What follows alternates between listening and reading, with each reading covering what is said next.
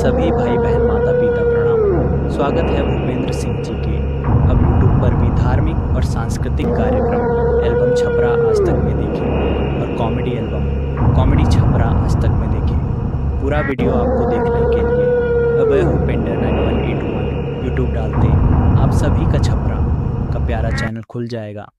धन्यवाद आपका। भूतिया हवेली की डरावनी कहानी। गांव के किनारे एक पुरानी सुनसान हवेली थी जिसे लोग काली हवेली के नाम से जानते थे। सालों से वहां कोई नहीं रहता था क्योंकि कहा जाता था कि वहां भूतों का बसेरा है।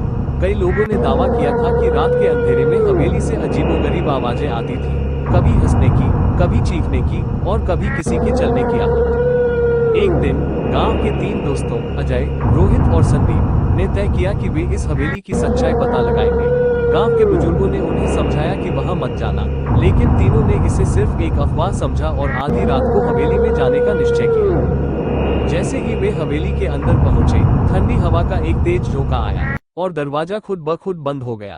चारों ओर घना अंधेरा था और हल्की हल्की मोमबत्तियों की रोशनी में पुरानी दीवारों पर अजीब सी आकृतियां नजर आ रही थी। अचानक एक कमरे के कोने से किसी के रोने की आवाज आई। तीनों के रोंगटे खड़े हो गए। रोहित ने हिम्मत करके टॉर्च की रोशनी उस दिशा में डाली, लेकिन वहां कुछ नहीं था। तभी अचानक हवेली की सीढ़ियां अपने आप चरमरा कर हिलने लगी और किसी ने उनके पीछे से फुसफुसाते हुए कहा, तुम यहाँ क्यों आए हो?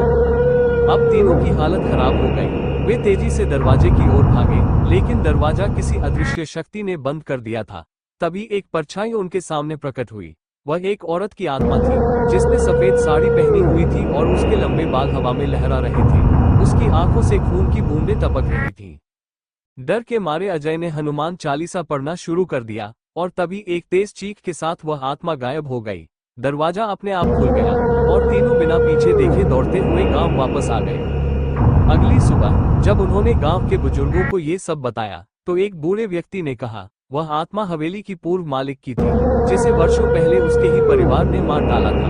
वह आज भी अपने साथ हुए अन्याय का बदला लेने के लिए भटक रही है। उस दिन के बाद तीनों दोस्तों ने फिर कभी उस हवेली की ओर जाने की हिम्मत नहीं की और गांव वालों ने भी उसे हमेशा के लिए छोड़ दिया। सीख